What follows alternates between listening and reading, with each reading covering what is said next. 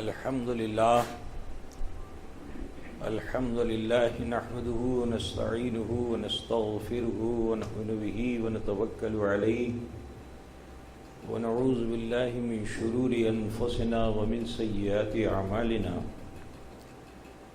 من يهده الله فلا مضل له ومن يضلله فلا هادي له ونشهد أن لا إله إلا الله وحده لا شريك له ونشهد أن سيدنا وطبيب قلوبنا وشفاء صدورنا محمدا المجتبى بالهدى ودين الحق يرسله أما بعد فأعوذ بالله من الشيطان الرجيم بسم الله الرحمن الرحيم ما آتاكم الرسول فخذوه وما نهاكم عنه فانتهوا صدق الله مولانا العظيم وبلغنا رسوله النبي الأمي الكريم ونحن على ذلك لمن الشاهدين والشاكرين والحمد لله رب العالمين. باوقار ذوی الاحترام علماء ملت اسلامیہ، سادات کرام، ناظم اجلاس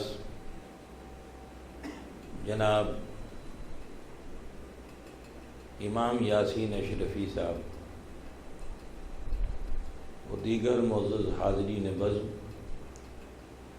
اپنے مخصوص انداز میں آقائے نامدار مدنی تاجدار، غریبوں کے غمخوار، صاحب ابرار و خیار احمد مجتبیٰ محمد مصطفیٰ صلی اللہ تعالی علیہ وآلہ وسلم کی بارگاہ بے کس پناہ میں جھوم کر ہدیے درود پاک پیش فرما لیں. اللہم صلی علی سیدنا محمد وعلی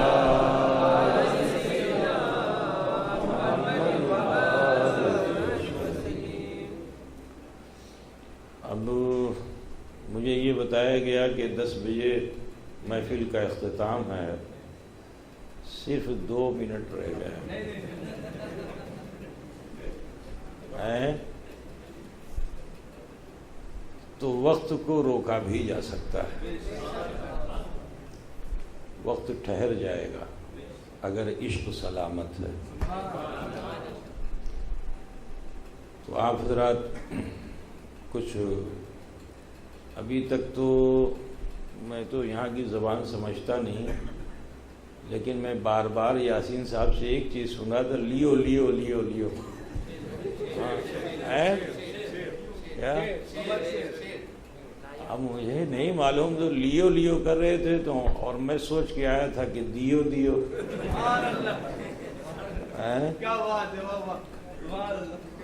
تو اب آپ لیو لیو پہ رہو اور میں دیو دیو پہ رہتا ہوں. تو یہ لینا دینا اگر ہمارا آپ کا باقی رہے گا تو انشاءاللہ اس کے فوائد. دیکھیے، لغت کو جاننا بہت اچھی چیز ہے، جہاں جایا جائے وہاں کی زبان کو ضرور سمجھنا چاہیے. میرا یہاں آنا پہلی بار ہوا ہے، لیکن ماریشس کو میں عالم تصور میں بہت اچھی طرح سے جانتا ہوں، کیونکہ یہ وہ جگہ ہے کہ جہاں میرے جد کریم حضور قطب ربانی، ہم شبیہ غوث سمدانی، سیدنا شاہ علی حسین اشرفی جیلانی رحمۃ اللہ علیہ کے خلیفہ اجل حضرت علامہ مولانا عبدالعلیم میرٹھی اشرفی رحمۃ اللہ علیہ کہ قدم میمنت لزوم سے بحمدہ تعالی یہ ماریشس آباد ہوا، یہاں کی سنیت آباد ہوئی. تو آج سے سلسلہ اشرفیہ کا تعلق یہاں ماریشس میں نہیں ہے، ایک عرصہ ہو گیا. یوں کہہ لیجئے کہ آپ آزاد نہیں ہوئے تھے اس وقت بھی اشرفیت یہاں آ چکی ہے. اور پھر محسن ماریشس حضرت کلیم الاولیاء سید شاہ کلیم اشرف اشرفی الجیلانی مدظ اللہ النورانی جن کی آمد سے یوں کہہ لیں کہ سونے پر سہاگا ہو گئے۔ اب نہ جانے آپ اس محاورے کو سمجھتے ہیں کہ نہیں سمجھتے ہیں۔ اور پھر ہاں اچھا ہاں یہ تو بیٹھے، اب یہ سونا جانتے ہوں گے سہاگا نہیں جانتے ہوں گے،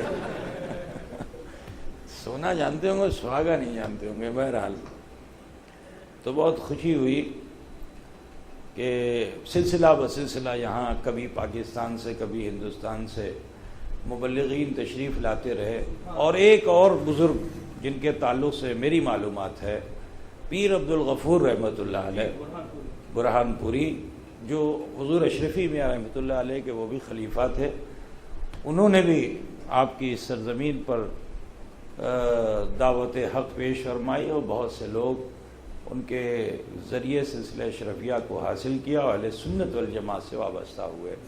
اللہ تبارک و تعالی ہم سب کو بزرگوں سے نسبت و الفت رکھنے کی توفیق رفیق عطا فرمائے، اور ہم سب میں آپس میں اتحاد اتفاق قائم دائم فرمائے۔ بہرحال اب میرا مزاج تو ہندوستان کا ہے، اور یہاں میں نے دیکھا عزیزم سلمہ سید جمال اشرف کو کہ، اور پھر عزیزم سلمہ جناب ضمیر صاحب کو کہ انہوں نے خیر الکلام کیا، لیکن بہت لمبا چوڑا نہیں، سمیٹ کر کے، ہے نا، اور ہم لوگوں کی عادت ہے پھیلا کر کے چادر بچھاتے ہیں، چادر کو پھیلاتے ہیں، چادر سمیٹتے نہیں ہیں۔ اب یہ بتائیے کہ چادر وسیع ہونی چاہیے یا چادر سمٹی ہوئی ہونی چاہیے؟ چادر پھیلی ہونا اچھا ہے یا چادر کا سمٹ جانا اچھا ہے؟ آپ لوگ کیا چاہتے ہیں؟ اچھی بات۔ بہرحال رب تعالیٰ ارشاد فرماتا ہے، ما آتاکم الرسول فخذوہ وما نہاکم عنہ فانتہوا، جو تمہیں رسول دیں تم اسے لے لو، اور جس چیز سے رسول منع فرماتے باز آ جاؤ۔ اللہ رب العزت نے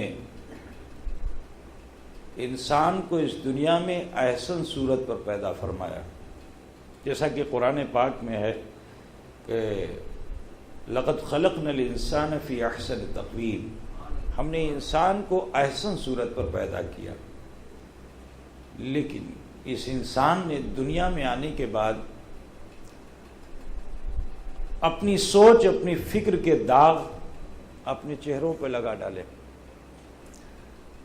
کہیں کفر کا داغ لگا، کہیں شرک کا داغ لگا، خطا و بھول گناہوں کا داغ لگا، لیکن وہ بڑا کریم ہے کہ اس پروردگار نے انسان کی بے شمار خطاؤں کے باوجود بھی انسان کو ذلیل و خوار نہیں کیا۔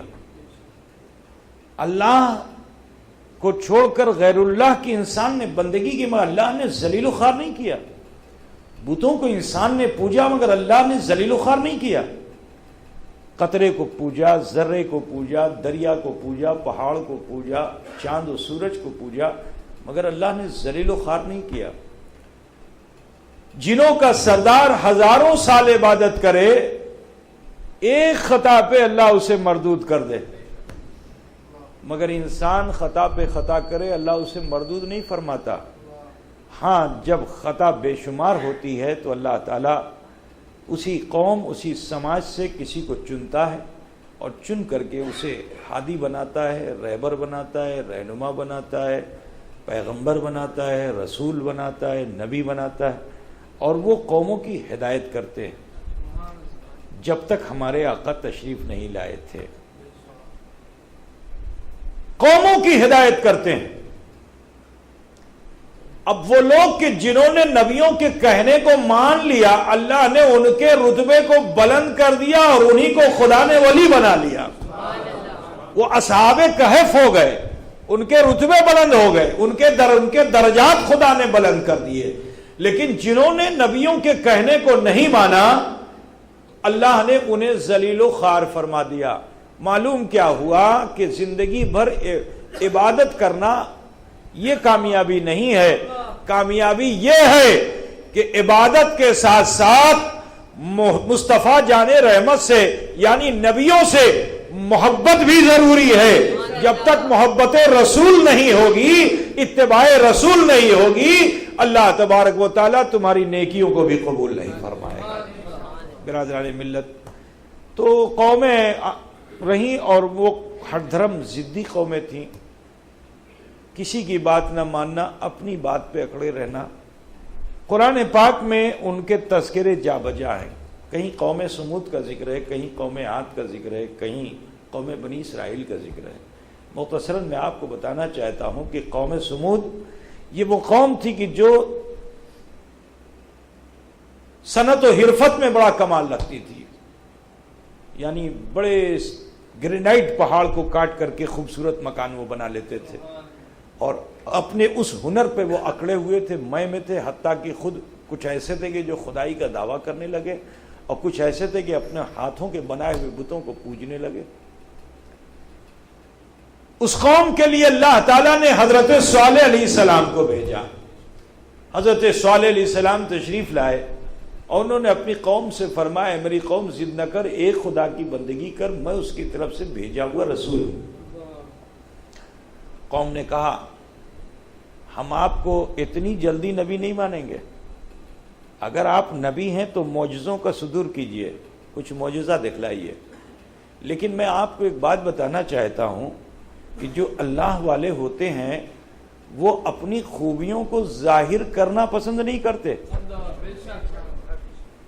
معجزہ دکھلانے کے لیے قوم کہہ رہی ہے اور نبی فرماتے ہیں نہ، جو میں کہوں وہ کرو، جس چیز سے میں منع کروں باز آ جاؤ. معلوم کیا ہوا کہ جو اللہ والے ہوتے ہیں وہ اپنے معجزوں اور کرامت کو چھپانے کی کوشش کرتے ہیں میرے عزیز. لیکن جو اللہ والے نہیں ہوتے ہیں آپ کی خواہش کے لڈو بار بار مٹھی بند کر کے آپ کو کھلاتے رہتے ہیں میرے عزیز. تو ان پر ناز مت کیجئے کہ جو مٹھی بند کر کے کھولیں اور کچھ آپ کی طبیعت کا آپ کو دے دیں. نہیں، ان سے خوش ہونا نہیں ہے. جو اللہ والے ہوتے ہیں وہ اپنے کو چھپانے میں لگتے ہیں. وہ جتنا اپنے کو چھپاتے ہیں اللہ اتنا چھاپ دیتا ہے انہیں، اللہ انہیں ظاہر فرما دیتا ہے. تو نبی نے فرمایا دیکھو جو میں کہوں وہ کرو، جس چیز سے میں منع کروں باز. قوم بزید ہو گئی نا، جب تک کہ آپ معجزہ نہیں دکھائیں گے ہم آپ کو نبی نہیں مانیں گے. جب قوم بزید ہو گئی تو حضرت صالح علیہ السلام نے اللہ کی بارگاہ میں عرضی کرنی چاہیے. دیکھیے ابھی عزیزم صلی اللہ علیہ وسلم نے ایک بات کہی کہ دعا کے تعلق سے نا، تو حدیث شریف ہے کہ لا يتبدل القدر الا بالدعاء، تقدیر نہیں بدلتی ہے مگر دعا سے بدل جاتی ہے. حضرت صالح علیہ السلام نے رب کی بارگاہ میں اپنے ہاتھوں کو اٹھایا، آنکھیں بند کی، دل کی گہرائیوں سے التجا کو لب پہ سجانا چاہتے ہیں. ابھی کچھ خدا کے حضور کہنا چاہتے ہیں، ابھی کچھ عرض کرنا چاہتے ہیں. قوم کو یقین ہو گیا کہ یہ بھی نبی ہیں، اگر یہ دعا کر دیں گے تو معجزے کا صدور ہو جائے گا. قوم نے کہا تھا کہ پہاڑ سے ایک اونٹنی نکالیے. جب ان کو یقین ہو گیا کہ یہ دعا کریں گے پہاڑ پھٹے گا، اونٹنی ظاہر ہوگی، تو قوم نے کہا ٹھہریے ابھی دعا مت کیجیے گا، کچھ اور ہم کہنا چاہتے ہیں. نبی نے ہاتھ گرایا، آنکھیں کھولی، ارشاد فرمایا میری قوم کیا چاہتے ہو؟ قوم نے کہا پہاڑ سے ایک اونٹنی نکالیے جو برابر زمین پہ آ کے، سمتل زمین پہ آ کے بچے کو جنے. نبی نے پھر منع کیا ہے میری قوم ضد نہ کر، جو میں کہوں وہ کر، جس چیز سے میں منع کروں باز آ جا. لیکن قوم بزید ہوگی نہ، جب تک کہ آپ ایسا نہ کریں گے ہم آپ کو نبی نہیں مانیں گے. پھر نبی نے اپنے ہاتھوں کو اٹھایا، آنکھیں بند کی، التجا کو لب پہ سجانا چاہتے ہیں کہ قوم کو پھر یقین ہو گیا اگر یہ دعا کریں گے تو ایسا بھی ہو جائے گا. کہا ٹھہریے ابھی دعا مت کیجیے گا، ہم کچھ اور کہنا چاہتے ہیں. نبی نے پھر اپنے ہاتھ کو گرا لیا، آنکھیں کھولی، ارشاد فرمایا اے میری قوم کیا چاہتے ہو؟ قوم نے کہا پہاڑ سے ایک اونٹنی ظاہر کیجئے جو بچے کو آ کے سمتل زمین پہ جنے مگر کالی سفید ہو. انسان کی عقل آ کے یہاں ٹھہر گئی کہ اونٹنی کالی سفید نہیں ہو سکتی. کیمل کالا سفید ہوگا بکری کی طرح؟ جیسی گوٹ ہوتی ہے ویسا کیمل ہوگا؟ نہیں ہوگا. تو یہاں آ کر کے انسان کی عقل ٹھہر گئی کہ اونٹ کالا سفید نہیں ہو سکتا.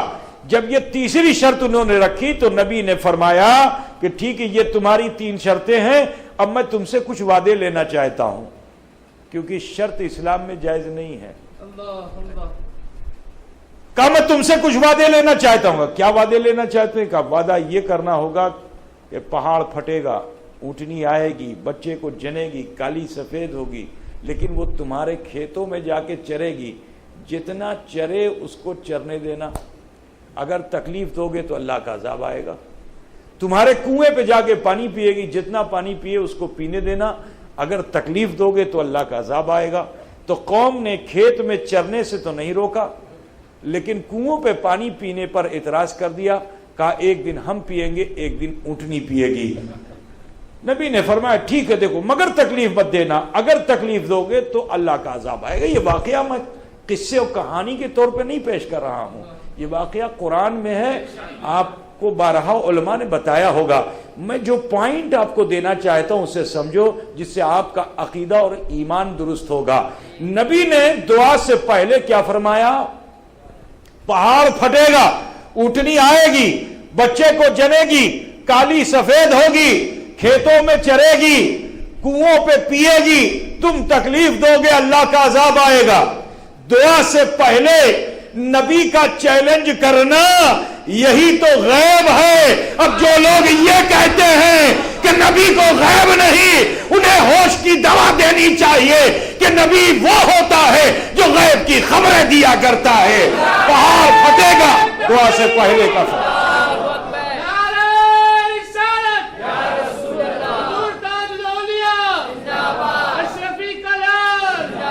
تو کیونکہ آج بہت سے لوگ ہیں یہ ذہن میں بات ڈالتے ہیں کہ نبی کو غیب نہیں ہے نا؟ اللہ کی عطا سے ولی کو غیب ہے، اللہ جسے چاہے اسے غیب عطا فرما دے۔ اب اگر کوئی یہ اعتراض کرے تو اللہ پہ اعتراض کر رہا ہے۔ اللہ کے خزانے غیب میں کچھ کم ہے کیا؟ بولو بھائی، کچھ کم ہے؟ اب یہاں سے ذرا رخ بدلو کہ ضد 2 طرح کی ہوتی ہے۔ یہاں ایک بات اور ایک بڑا لطیف نکتہ عزیزم صلی ضمیر میاں نے ایک بات رکھی، میرا موضوع نہیں ہے وہ، لیکن بیٹھے بیٹھے ذہن میں ایک بات آئی، میں آپ کو بتانا چاہتا ہوں کہ نار نمرود میں حضرت ابراہیم خلیل اللہ کا جانا اور جبریل امین کا آگے پوچھنا،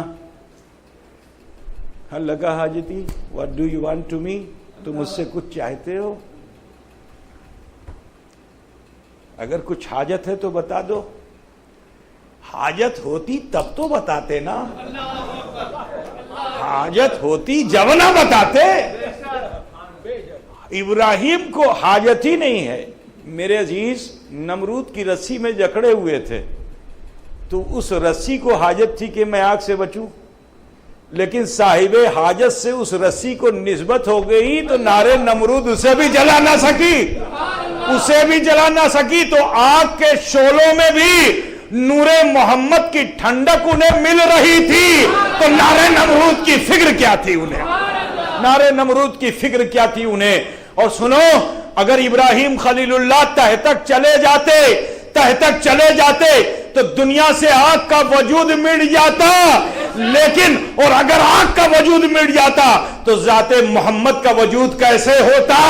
میرے عزیز، یہی وجہ تھی کہ خدا نے فرمایا یا نارو کونی بردو و سلامن علی ابراہیم، کہ اے آگ تو ابراہیم پر سلامتی سے ٹھنڈی ہو جا، کیونکہ اس دنیا میں احمد مصطفیٰ آنے والے ہیں، محمد مصطفیٰ آنے والے ہیں۔ برادران ملت اسلامیہ، میں بتانا چاہتا ہوں کہ ضد 2 طرح کی ہوتی ہے، ضد 2 طرح کی ہوتی ہے، کسی کی شان کو گھٹانے کی ضد اور کسی کی شان میں 4 چاند لگانے کی ضد۔ بڑھانے کی ضد تو نہیں، جس کی شان بڑھی ہوئی اس کی شان کون بڑھائے گا؟ ہاں یہ کہ اس کی شان میں 4 چاند لگانے کی ضد۔ مثال کے طور پر یہ کپڑا ہے، یہ ہمارے امام صاحب، میں جیسے ہی آیا ان کے مسجد میں ان کے گھر پہنچا، پہلا تحفہ پیش کر دیا یہ، تو میں نے کہا آج اسی کو پہنوں گا میں، ٹھیک ہے؟ تو یہ کپڑا ہے، لیکن اب اس کپڑے میں اصرار کیا جائے نہیں یہ بیل بھی لگایا جائے تو اس سے اس کپڑے کی حیثیت میں کچھ اضافہ نہیں ہوگا، ہاں یہ بیل اگر لگ جائے گی تو اس کپڑے سے نسبت حاصل کر کے اس بیل کا اضافہ ہو جائے گا، بیل کو عزت حاصل ہو جائے گی، یہ جو بوٹے لگے ہوئے ہیں یہاں پہ اس کو عزت حاصل ہو جائے گی، اس کپڑے کو عزت نہیں حاصل ہوگی، اس سے نسبت ہوگی تو اسے عزت حاصل ہو جائے گی۔ بلا تمثیل مجھے کہہ لینے دو کہ ایک ہوتی ہے ضد کسی کی شان گھٹانے کی، دوسری ضد ہوتی ہے کسی کی شان بڑھانے کی، یعنی چار چاند لگانے کی۔ دیکھیے قوم سمود نے اپنے نبی کی شان گھٹانے کی کوشش کی۔ میرے عزیز آپ کو معلوم ہے کہ وہ اونٹ نبی کی دعا کے اثر سے، دیکھو نبی نے فرمایا پہاڑ پھٹے گا، اب ہاتھ کو اٹھایا، رب سے عرضی لگائی، مولا تو قادر مطلق ہے، پہاڑ کے سینے کو چیر دے۔ اتنا کہنا تھا کہ پہاڑ پھٹ گیا، اتنا کہنا تھا، بولو دعا کون کر رہا ہے؟ پہاڑ کے سینے کو چیر دے، پہاڑ پھٹ گیا، اونٹنی ظاہر ہو گئی، بچے کو جن دیا، کالی سفید تھی، کھیتوں میں گئی، کھیت کا کھیت کھانے لگی۔ قوم نے دیکھا کہ یہ تو ہمارے سارے کھیت کھا جائے گی، تو پھر ہم کیا کھائیں گے؟ اب گنا نہیں رہے گا تو ماریشس والے کیا کریں گے؟ ہے نا؟ کنویں پہ گئی، ایک دن میں 2 دن کا پانی پی گئی۔ اب قوم عاجز کا، یا اللہ یہ تو ہمارا کھانا پینا سب کھا جائیں گے، تو ہم کیا کریں گے؟ کچھ نہیں، ذبح کر کے بوٹیاں تقسیم کرو، نہ رہے گا اونٹ، نہ ہمارے کھیت جائیں گے، نہ ہمارا پانی جائے گا۔ ذبح کیا، بوٹیاں تقسیم کی، اور آپس میں مل کے سب نے بانٹ لیا، کھایا۔ کھانا تھا کہ اللہ کا عذاب آ گیا۔ وہ پہاڑ کہ جس کو تراش کر کے وہ انسان، وہ لوگ مکانات تعمیر کرتے تھے، اللہ کے غضب میں آ گئے، انہی پہاڑوں کو ملا کر کے رب تعالیٰ نے ان کی ہستی کو مٹا ڈالا۔ لیکن اے عزیزو دیکھو، ضد جب شان گھٹانے کی جائے گی تو تمہاری ہستی گھٹ جائے گی، تمہارا وجود مٹ جائے گا۔ لیکن اگر شان بڑھانے کی ضد ہو، مدینہ منورہ میں ہمارے آقا و مولا احمد مجتبیٰ محمد مصطفیٰ صلی اللہ علیہ وسلم ہیں، مسجد نبوی تعمیر ہو چکی ہے، شریعت کا نفاذ باری باری عمل میں آ رہا ہے، اور صحابہ کرام اس پر عمل فرما رہے ہیں۔ ایک صحابی جلیل القدر صحابی ہیں، حضرت ابو لبابہ رضی اللہ تعالیٰ عنہ۔ حضرت ابو لبابہ رضی اللہ تعالیٰ عنہ سے کچھ خطا سرزد ہو گئی، وہ بارگاہ رسالت پناہی میں آئے، اور آنے کے بعد عرض کیا کہ یا رسول اللہ، یا حبیب اللہ، میں آپ سے کچھ عرض کرنا چاہتا ہوں۔ نبی اپنی امت پہ بڑا شفیق و مہربان ہوتا ہے۔ جیسے ہی حضرت ابو لبابہ نے عرضی لگائی، آپ نے ان کے عیب کو ڈھکنے کے لیے فرما دیا، بیٹھ جاؤ، اللہ غفور ہے۔ معلوم کیا ہوا کہ نبی کو دل کا حال معلوم ہے، کہا بیٹھ جاؤ، اللہ غفور ہے۔ صحابی بیٹھ گئے۔ تھوڑی دیر کے بعد پھر ایمان کی حرارت انہیں بے چین کیا، کھڑے ہوئے عرض کیا، یا رسول اللہ کچھ عرض کرنا چاہتا ہوں۔ نبی نے پھر بٹھا دیا۔ تیسری مرتبہ پھر کھڑے ہوئے، عرض کیا، یا رسول اللہ کچھ عرض کرنا چاہتا ہوں۔ جب تیسری مرتبہ کھڑے ہوئے تو رسول کائنات صلی اللہ علیہ وسلم نے ارشاد فرمایا، کہنا کیا چاہتے ہو؟ صحابی نے عرض کیا، یا رسول اللہ، یا حبیب اللہ، مجھ سے یہ خطا سرزد ہو گئی، مجھے میرے خطا کی معافی چاہیے۔ تو اللہ کے رسول نے فرمایا کہ اللہ سے معافی مانگو، میں تمہارے لیے کچھ نہیں کر سکتا۔ یہ کون کہہ رہا ہے؟ بولیے۔ اللہ کے رسول فرما رہے ہیں میں تمہارے لیے کچھ نہیں کر سکتا، اللہ سے معافی مانگو۔ لیکن حضرت ابو لبابہ مچل گئے، انہیں معلوم ہے کہ یہ رسول کی انکساری ہے۔ یہ جب دینے پہ آتے ہیں تو یہودی مانگنے کے لیے آئے تو بادل کے ٹکڑے کو بلا کے برسوا دیتے ہیں، یہ جب دینے پہ آتے ہیں تو مٹھی بند کر کے 70 صحابہ بھوکے صحابہ کو کھلا ڈالتے ہیں، یہ جب دینے پہ آتے ہیں تو جہنمی کو جنتی بنا ڈالتے ہیں۔ ان کی عطا کا معاملہ یہ ہے، ان کے کرم کا معاملہ یہ ہے۔ حضرات گرامی، حضرت ابو لبابہ مچل گئے، یا رسول اللہ جب تک میری خطا معاف نہیں ہوگی میں اپنے کو اسی کھمبے سے باندھ کے رکھوں گا۔ رسیوں سے اپنے کو باندھ لیا۔ وہ نبی ہیں کہ جن کی بارگاہ میں آواز کو بلند کرنا بھی ادب کے خلاف ہے۔ لا ترفعوا اصواتکم فوق صوت النبی، اپنے نبی کی بارگاہ میں اپنی آواز کو بلند مت کرو۔ اور صحابی ضد پہ اڑے ہوئے ہیں۔ عرض کرتے ہیں جب تک میری خطا در دولت سے معاف نہیں ہوگی میں ٹلوں گا نہیں۔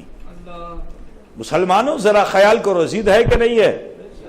لیکن ضد کی نیت کچھ، ضد کی نیت نبی کو کی شان گھٹانے کی نہیں ہے، بلکہ ضد کر کے اپنی شان بڑھانے کی ہے۔ مصطفیٰ کی شان کون بڑھائے گا؟ وَرَفَعْنَا لَكَ ذِكْرَكَ، کہ خدا کے ذکر کو تو خدا نے مصطفیٰ کے ذکر کو تو خدا نے بلند کر رکھا ہے، اس کے ذکر کو کون بلند کرے گا؟ ہاں اگر مصطفیٰ کی بارگاہ میں یہ عاجزی پیش کی جائے گی تو اس کے ذکر کی بلندی ہوگی۔ میرے عزیز کھمبے سے بدے ہوئے ہیں، حج کا زمانہ ہے، وہ حجاج کرام کچھ مدینے میں کچھ مکے میں ہیں، جو مدینے جا چکے ہیں وہ مکہ آئیں گے، اور جو مکے جا چکے ہیں وہ مدینہ آئیں گے۔ وہاں جب پہنچیں گے تو آج بھی نشانی کے طور پر اسی مقام پہ وہ کھمبا ہے جسے ستون توبہ کہتے ہیں، استوان توبہ کہتے ہیں، اور استوان ابو لبابہ بھی کہتے ہیں اسے، کہ ابو لبابہ اسی کھمبے سے بندھے ہوئے تھے۔ اور اس وقت اللہ کے رسول صلی اللہ علیہ وسلم نماز پڑھاتے تھے ستون عائشہ پہ، اور ستون عائشہ سے پہلے ستون توبہ ہے۔ پہلے ستون توبہ پڑھے گا جب حضور اپنے حجرے سے نکلیں گے، اس کے بعد بھی ستون عائشہ پڑھے گا۔ مصلی رسول اس مقام پہ ہوا کرتا تھا۔ اب ذرا سوچئے جب حجرے سے نکلتے ہوں گے نظر کہاں جاتی ہوگی؟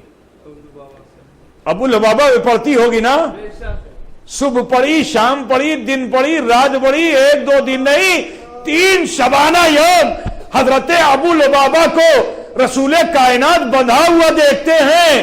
کیا نبی کے دل میں آزادی کی سوچ نہ آئی ہوگی؟ ذرا خیال کرو، کیا نبی کے دل میں آزادی کی سوچ نہ آئی ہوگی؟ جو نبی جنگلی ہرن کو، ہرن سمجھتے ہیں نا، کیا بولتے ہیں؟ سیف، ہمارے وہاں تو ہرن کو سیف سے ذبح کر دیتے ہیں،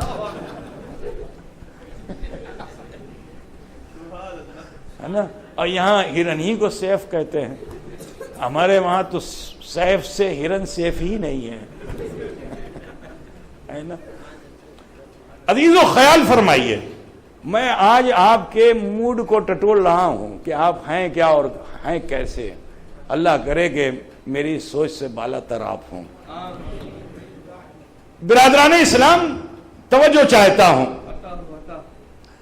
کہ وہ ہرن جو جنگلی ہے، وحشی ہرن ہے، بحلیے کے جال میں بندھا ہوا ہے، نبی اس کی آزادی کی سوچ رکھیں، اور اپنی امت کا ایک فرد فرید اگر کھمبے سے بندھا ہوا ہو، کیا مصطفیٰ کو ان کی آزادی کی فکر نہیں ہوگی؟ کیا نبی کو ان کی آزادی کی فکر نہیں ہوگی؟ میرے عزیز مصطفیٰ کو فکر ہے، مصطفیٰ کو سوچ ہے، لیکن نبی تنہا ابو لبابہ کو بخشوانا نہیں چاہتے، کیونکہ میرا رسول غیبداں ہے۔ جب ابو لبابہ مچلے اور دربار محمدی میں آئے تو مصطفیٰ نے صرف ابو لبابہ کو نہیں دیکھا تھا، اپنی غیب کی نگاہ سے ابو لبابہ کے مقدر کو دیکھ لیا تھا کہ یہ ابو لبابہ جب میری بارگاہ میں مچلے گا تو لوح میں محفوظ وہ آیت کریمہ جب نازل ہوگی مجھ پر تو صرف ابو لبابہ نہیں بخشا جائے گا، صبح قیامت تک کا ہر وہ مومن بخش دیا جائے گا جو میری بارگاہ میں مغفرت کے لیے حاضر ہو جائے گا۔ وَلَوْ أَنَّهُمْ إِذْ ظَلَمُوا أَنفُسَهُمْ جَاءُوكَ، جب تم اپنے انفاس پہ ظلم کرو تو کہیں اور نہیں دربار محمدی میں حاضری دے دو۔ سمجھ میں بات آ رہی ہے نا آپ لوگوں کے؟ آپ لوگوں کی سمجھ میں بات آ رہی ہے نا؟ تو میرے رسول وہ ہیں۔ اور ایک مزاج آپ کو دے دوں، پتہ نہیں یہاں حالات کیا ہیں، شاید مجھے کچھ سمجھنے کا موقع ملے۔ اللہ کرے کہ سب اہل سنن ہی ہوں، اور اگر نہیں ہیں تو ہو جائیں، مولا کرے۔ میرے عزیز میں کچھ عقیدے کے تعلق سے 1-2 پوائنٹس ایسا دینا چاہتا ہوں جو ذہنوں میں اور دلوں میں اتر کے رہ جائے۔ بڑی سے بڑی حدیث اور آیتیں لوگ یاد نہیں کر پاتے ہیں، لیکن چند نکات اگر ذہن میں اتر گئے تو ایمان تازہ رہے گا۔ کچھ لوگ ضد پہ آ گئے ہیں اور وہ نبی کو اپنی طرح کہنے میں لگے ہوئے ہیں، یہ ان کی ضد ہے، بلا وجہ کی ضد ہے نا۔ اب میں اسی چیز کو بتانا چاہتا ہوں کہ میدان جنگ میں صحابہ کرام بڑی بہادری کے ساتھ تلوار بازی کر رہے تھے، وہی سیف، ٹھیک ہے نا؟ ہاں یہ وہ سیف نہیں، آپ والا سیف نہیں، ہم لوگوں والا سیف، ہاں، لا فتح الا علی لا سیف الا ذو الفقار۔ تلوار لے کر ہر صحابی جوان، بوڑھا بھی ہے تو جوان بن کر میدان جنگ میں اترا ہوا ہے، لڑ رہا ہے بہادری سے، دشمنوں سے، کفار سے مقابلہ کر رہا ہے۔ پیاس لگتی تو تھوڑا سا پانی حلق اتر کرنے کے لیے لے لیتے، لیکن پیاس کی شدت بڑھتی چلی گئی، پانی تھوڑا تھوڑا لیتے لیتے مشق خالی ہو گیا۔ کیا بولتے ہیں اس کو پانی کا؟ لینگویج کو جاننا چاہیے، کیا بولتے ہیں؟ آپ کو اسی لیے پیچھے بیٹھا لگا، کیا؟ گودیں، گودیں، گودیں، ہے نا؟ ہاں، گودیں جو ہے ہم لوگوں کے گودوں میں ہے نا؟ اور اگر کہیں یاسین صاحب کی گودیں ہو تو حال کیا ہوگا؟ بہرحال سماعت کریں گے، وقت زیادہ ہو رہا ہے۔ آپ نے 15 سال مشاق خشک ہو گیا، کہاں آئے؟ اللہ سے مانگو نا بھائی، صحابی کو جا کے بتاؤ کہ ادھر ادھر کیوں جاتے، اللہ سے مانگو۔ اور ہمارا عقیدہ ایمان یہ ہے کہ اگر صحابی خود سے مانگ لیتے تو خدا کی قسم، جب خواجہ کے کہنے سے انا ساگر پیالے میں آ سکتا ہے تو کیا صحابی کی عرضی لگانے سے برسات نہیں ہو سکتی تھی؟ کیا صحابی کے کہنے سے جن زمزم کا پانی پیالے میں لے کے حاضر نہیں ہو سکتے؟ لیکن ان صحابی کا عقیدہ یہ تھا کہ نہ، جب ساقی کوثر ہمارے سامنے ہیں کہ جہاں کوئی نہ پلائے وہاں مصطفیٰ پلائیں گے، جہاں کوئی نہ پلا سکے وہاں مصطفیٰ پلائیں گے، تو جو محشر میں ہمیں جام کوثر پلائے گا تو اب کہیں اور جانے کی ضرورت کیا ہے؟ اسی صاحب جود و کوثر کے در دولت پہ حاضری دے دو۔ صحابہ کرام حاضر ہوئے، عرض کیا یا رسول اللہ ہم پیاسے، ہماری پیاس بجھائی جائے۔ رسول پاک صلی اللہ علیہ وسلم نے انہیں دیکھا، فرمایا کیا پانی ختم ہو گیا؟ عرض کیا رسول اللہ قطرے قطرے ہم نے پی لیے، قطرے قطرے پی لیے ہیں۔ تو میرے رسول کو چاہیے تھا، حضرت موسیٰ کو تو پوچھنا پڑتا تھا، لیکن میرے رسول کو عرضی لگانے کی بھی ضرورت نہیں، اللہ نے مختار بنا دیا، اللہ نے مختار، انہیں عرض پوچھنے کی بھی ضرورت نہیں، اللہ نے مختار بنا دیا۔ چاہتے تو اپنے ہاتھ کا عصا لیتے، موسیٰ علیہ السلام نے تو پوچھا تھا، نبی رحمت کو پوچھنے کی ضرورت نہیں تھی، ایک ضرب لگا دیتے چٹان سے چشمہ جاری ہو جاتا، لیکن میرے رسول نے ایسا نہیں کیا۔ ارے اپنے جن، یہ اجنہ حضور کے امتی ہیں، میرے رسول تمام رسولوں میں فضیلت مآب اسی لیے ہیں کیونکہ ہر رسول، ہر نبی بشر کا نبی ہے، اور ہمارے نبی جن و بشر کے نبی ہیں، جن و بشر کے نبی ہیں۔ تو سلیمان علیہ السلام کے امتی نہیں تھے جن، عقیدت مند تھے، بیلویڈ تھے، ٹھیک ہے، لور تھے، سلیمان علیہ السلام بیلویڈ تھے، سلیمان علیہ السلام کو وہ لوگ چاہتے تھے اور جن ان کو چاہنے والے تھے میرے عزیز، لیکن امتی نہیں تھے، امتی نہیں تھے میرے عزیز، اس چیز کو سمجھیے گا۔ لیکن حضرت سلیمان علیہ السلام کی مرضی ہو جائے تو بلقیس کے تخت کو ایک پل میں لا کر اجنہ حضرت سلیمان کی بارگاہ میں پیش کر دیں، تو کیا وہ جن کہ جو میرے نبی کے امتی ہیں وہ مصطفیٰ کے اشارے پہ زمزم کا پانی لا کے نبی رحمت کی بارگاہ میں پیش نہیں کر سکتے تھے؟ لیکن میرے رسول نے جنوں سے بھی مدد نہیں طلب کی، آسمانوں کے فرشتے بھی منتظر تھے مگر حضور نے ان سے بھی مدد نہیں لی۔ اللہ کے رسول چاہتے تو اپنے جد امجد کی سنت پہ عمل کر لیتے کہ آپ کے جد امجد اسماعیل ذبیح اللہ نے مکہ مکرمہ میں بچپن میں اپنی اینڈی سے ٹھوکر لگا دی تھی، چشمہ جاری ہو گیا تھا، تو میرے رسول میدان جنگ میں اپنی نالین کی نوک سے ٹھوکر لگا دیتے، بولو کیا اس ریس سے چشمہ جاری نہیں ہوتا؟ ہوتا کہ نہیں ہوتا؟ ہوتا، کیونکہ مالک کونین ہیں، گوپاس کچھ رکھتے نہیں، مالک کونین ہیں گو پاس کچھ رکھتے نہیں، دو جہاں کی نعمتیں ہیں ان کے خالی ہاتھ میں۔ برادران ملت اسلامیہ، وہ رسول ہیں، مختار نبی ہیں، جہاں جہاں خدا کی خدائی ہے وہاں وہاں مصطفیٰ کی مصطفائی ہے، لیکن اللہ کے رسول نے یہ بھی نہیں کیا۔ وجہ کیا ہے؟ کیونکہ ان تمام چیزوں کا تعلق جو ہے وہ سمندر سے ہے۔ بادل کا تعلق کہاں سے ہے؟ سمندر سے ہے نا؟ اچھا، چشمے کا تعلق کہاں سے ہے؟ چشمہ سمجھتے ہیں کہ نہیں سمجھتے؟ پانی کا جو، اس کو کیا بولتے ہیں آپ کی بھاشا؟ لاسوس۔ ہاں، لاسوس جو نکلتا ہے اس کو آپ، ہے نا، اس کا تعلق کہاں سے ہے؟ سمندر سے ہے، زمین سے نہیں ہے۔ تم لوگ سمندر کے چاروں طرف رہتے ہو اور سمندر کے اوپر بھی رہتے ہو، معلوم ہے نا؟ ہاں، خالی آپ کے چاروں طرف سمندر نہیں، آپ کے نیچے بھی سمندر ہے نا؟ بس اللہ کرے کہ اوپر نہ ہو، ہے نا؟ ہاں، نیچے ہی رہے۔ تو زمین سے نکلنے والا وہ لاسوس ہے نا، وہ لاسوس جو زمین سے نکل رہا ہے اس کا بھی تعلق کہاں سے ہے؟ سمندر سے ہے۔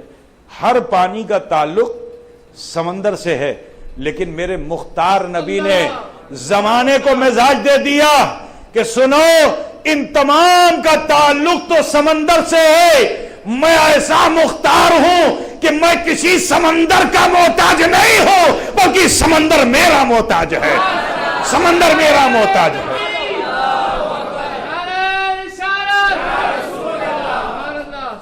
اور رسول رحمت صلی اللہ علیہ وسلم نے فرمایا با مشک پلٹو۔ اب جب مشک پلٹی گئی تو قطرے قطرے جمع ہوئے تو ایک پیالہ آیا۔ اب اسی پیالے کو لے کر حضور کی بارگاہ میں حاضر ہوئے اور عرض کیا، یا رسول اللہ یہ پانی ہے۔ اللہ کے رسول نے اسے دیکھا اور دیکھ کر اپنا دست رحمت اسی میں ڈال دیا۔ دست رحمت کا ڈالنا تھا کہ اس کو کیا بولتے ہیں، یہ جو دو انگلیوں کے بیچ کی جگہ ہے، کیا؟ ہاں، وہ فوج، میں نے کہا فوت۔ اچھا، ہاں، آپ کے وہاں جو ہے غنہ زیادہ ہے، ہاں، ہے نا؟ کیا؟ فوت، ٹھیک، یہ فوت سمجھ گئے نا؟ دو، اب ان دو انگلیوں کے بیچ سے جو فوت ہے، یہاں سے پانی نکلا۔ کیا نکلا؟ وہ پہلے کیا بتایا تھا؟ لاسوت۔ ہم نے کہا بھول کے کہیں جاسوس کہہ دیا تو کیا ہو گیا؟ لاسوس نا۔ اب یہ یہاں سے فوت، کیا فوت؟ اللہ کرے کہ فوت نہ ہو۔ فوت، میں آیا ہوں، سیکھ کے جاؤں گا کچھ نہ کچھ انشاءاللہ تعالی، کیونکہ لغت کا سیکھنا ضروری ہوتا ہے نا، زبان کو ضرور جاننا چاہیے۔ تو فوت سے لاسوس نکلا۔ اب اس لاسوس کا نکلنا ایسا ہوا کہ پانی اتنا ہوا کہ صحابہ فرماتے کہ ہم نے پیٹ بھر کے، شکم بھر کے پی لیا، وضو بھی کر لیا، ٹھیک، اپنے برتنوں کو بھر بھی لیا، اور جو ساتھ میں جانور تھے ان کو بھی پلا لیا، مگر پانی کم نہیں ہوا۔ یہ واقعہ تو آپ نے سنا ہے نا، اس کا کوئی انکار نہیں کر سکتا ہے۔ بھائی یہاں جو میں آپ کو نکتے کی بات بتانا چاہتا ہوں، خدا کرے کہ وہ دلوں میں اتر جائے، کہ وہ پانی جس میں نبی نے اپنا ہاتھ رکھا، وہ لوگ کہ جو نبی کو اپنی طرح کہتے ہیں، خاص طور سے ان کو دعوت ہے کہ وہ غور سے سنیں، فقہ کا مسئلہ ہے، یہ میں اپنی طرف سے گڑھ کے نہیں بول رہا ہوں۔ کسی بھی عالم سے جا کے پوچھئے گا کہ ایک گلاس پانی میں اگر کوئی مفتی صاحب اپنی انگلی ڈال دیں تو وہ پانی کیا ہوگا؟ بولیے، آپ لوگ جانتے کہ نہیں جانتے؟ انگلی ڈال کے پانی پیتے ہیں آپ لوگ؟ اگر کوئی انگلی ڈال کے پانی لائے آپ کو پلانے تو پیئیں گے؟ شریعت کے مطابق اب اس پانی، وہ پانی مستعمل پانی ہو گیا، مائع مستعمل ہے، اور مائع مستعمل کو پینا کراہت ہے اس میں، ٹھیک ہے بھائی؟ تو اب آپ یہی سمجھ لیجئے کہ وہ لوگ کہ جو یہ کہتے ہیں کہ نبی ہماری طرح ہیں، انہیں فقہ کے اس مسئلے سے اپنے عقل کو دوا دینی چاہیے کہ اے انسانوں، اگر ہم ہاتھ کو، انگلی کو پانی میں ڈال دیں تو وہ پانی مستعمل ہوتا ہے، بشر ڈالے تو مستعمل ہوتا ہے، اور خیر بشر ڈالے تو مطہر ہوتا ہے، منور ہوتا ہے، ما آتاکم الرسول فخذوہ وما نہاکم عنہ فانتہوا، جو تمہیں رسول دیں تم اسے لے لو اور جس چیز سے منع فرما دے باز آؤ۔ برادران ملت، عرب کے سماج میں اب بہت شارٹ کر کے بس ایک واقعے کو پیش کر کے اپنی بات کو ختم کر دوں گا۔ عرب کے سماج میں بڑی وحشت و بربریت تھی۔ آپ بھی یورپ کی دنیا سے لگے ہوئے ہو۔ یورپ جس طرح سے آج ترقی پسند ہے، ایکسٹرا ماڈرن جسے کہتے ہیں، تو جب یورپ کے کلچر کو دیکھا جاتا ہے تو وہاں پہ رشتوں کا پاس نہیں ہے، وہاں آزادی بہت زیادہ ہے۔ پورے یورپ کے اندر، خاص طور سے برٹش آپ دیکھ لیجئے، جرمنی دیکھ لیجئے، فرانس دیکھ لیجئے اور امریکہ دیکھ لیجئے، یہ وہ اس ایکسٹرا ماڈرن کنٹریز ہیں کہ جہاں پہ اب پتہ نہیں، مجھے یہ نہیں معلوم کہ یہاں آپ کی پہچان یا آپ کے سماج کی پہچان باپ سے ہوتی ہے کہ ماں سے ہوتی ہے؟ یہاں آپ لوگ کیسے پہچانے جاتے ہو؟ ارے بولو بھائی، کوئی پوچھتا ہے who's your mother؟ بولیے کیا what's your name؟ کہا my name فلاں۔ کہا who's your father؟ یہی تو پوچھیں گے نا۔ لیکن آپ امریکہ میں چلے جائیے تو امریکہ میں جب جاؤ گے تو کیا پوچھا جائے گا؟ who's your mother؟ who's your father نہیں، who's your mother؟ تمہاری ماں کون ہے؟ باپ سے نہیں پہچانا جا رہا ہے۔ وہاں آپ جاؤ گے تو ایجوکیشن، آج انڈیا میں بھی اس چیز کو اسٹارٹ کر دیا گیا کہ مدرس نیم کو فرسٹ کر دیا گیا، فادرس نیم کو سیکنڈ کر دیا گیا۔ ہندوستان میں بھی اب شروع ہو رہا ہے، پتہ نہیں یہاں کے ایجوکیشن کی دنیا میں، اب جیسے ہمارے وہاں CBSE بورڈ ہے، یہاں بھی ہوتا ہوگا، یہاں بھی مدرس نیم کو فرسٹ، فادرس نیم کو سیکنڈ۔ اسی سے پتہ چلتا ہے مسلمانوں، دنیا میں ہر بیٹا اپنے باپ سے پہچانا جاتا ہے، لیکن جہاں ترقی پسندیت ہو جاتی ہے وہاں باپ کا پتہ ہی نہیں ہوتا، ماں کو خود ہی نہیں معلوم کہ جو بچہ میرے پیٹ میں پل رہا ہے وہ کس کا ہے۔ ایسی غیر مہذب تہذیب ہوتی ہے کہ دسیوں سے اس کی ملاقات ہو گئی، اسے خود ہی نہیں معلوم کہ میرا بچہ جو میرے شکم میں پل رہا ہے وہ کس کا ڈی این اے ہے اور اس کا ڈی این اے کہاں ہے، نہیں معلوم ہے۔ یہی وجہ ہے کہ اس بچے کو ذلت سے بچانے کے لیے باپ کا نام نہ دے کر کے ماں کا نام دیا جاتا ہے۔ میرے عزیز، جہاں ترقی پسندیت ہوتی ہے وہاں پہ زنا یہ تہذیب کا حصہ بن جاتا ہے۔ اس زمانے میں 1400 سال پہلے مکہ مکرمہ میں، عرب کی دنیا میں، وہ عرب کے جو باشی تھے وہ ایکسٹرا ماڈرن لوگ تھے۔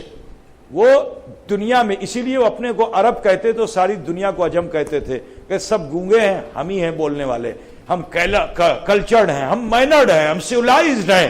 اور ان کا سیولائزیشن کیا تھا، ان کی تہذیب کیا تھی، ان کا کلچر کیا تھا کہ ان کے وہاں زنا تہذیب کا حصہ بنا ہوا تھا۔ میرے عزیز، مکے سے مدینے صحابی چلے گئے تھے اسلام لا کر کے بھی، لیکن یہ ایسی وبا تھی کہ اس کو آسانی سے ختم نہیں کیا گیا۔ آپ کو معلوم نہیں ہوگا لیکن میں آپ کو بتانا چاہتا ہوں کہ نکاح کے تعلق سے ہے نا، جب تک کہ یہ آیت نازل نہیں ہوئی تھی کہ 1 یا 2 یا 3 یا 4، ٹھیک ہے، حیثیت کے مطابق رشتے کرو، اس وقت تک ہوتا کیا تھا کہ آپ کہیں گئے ہو، ٹھیک ہے، کنڈیشنل نکاح اپنے کر لیا، چند سکوں میں کسی سے شادی کر لی، اس کو متع کہا جاتا تھا۔ بعد میں یہ حکم منسوخ ہو گیا۔ اب یہ ہو گیا کہ بھائی آپ صلاحیت اور حیثیت کے حساب سے ایک مرد 4 شادیاں کر سکتا ہے، لیکن اس کی کنڈیشن رکھی گئی ہے، ہر مرد نہیں کر سکتا ہے، ٹھیک ہے۔ اب ہر مرد چاہے کہ ہم کر لے، نہیں ہوگا، وہ مرد کرے گا کہ جو قرآن کی شریعت کی کنڈیشنز کو پورا کر لے گا، وہ 4 شادیاں ایک ساتھ بیک وقت کر سکتا ہے۔ بہرحال تو میں آپ کو بتانا چاہتا ہوں کہ عرب کے سماج میں بھی عورت کا مرد سے ملنا یہ کوئی غیر مہذب تہذیب نہیں تھی، یہ بہت ہی عام سی بات تھی۔ عورت مرد ایک ساتھ ملیں، بیٹھیں اور جس سے جس کا رابطہ ہو جائے، کوئی حرج نہیں۔ میرے عزیز، مدینہ منورہ میں جب انصار و مہاجرین جمع ہوئے تو پھر زانی اور زانیہ کے تعلق سے آیت کریمہ نازل ہو گئی۔ میں اسی بات کو بتانا چاہتا ہوں کہ وہ صحابہ کیسے تھے کہ جو طبیعت پہ نہیں جیتے تھے، مصطفیٰ کی دی ہوئی شریعت پہ جیتے تھے۔ ایک بڑے جلیل القدر صحابی، ابھی آیت نازل ہوئی ہے، دو چند روز گزرے ہیں، اس صحابی کا نام ہے حضرت معاذ رضی اللہ تعالیٰ، بڑے جلیل القدر صحابی،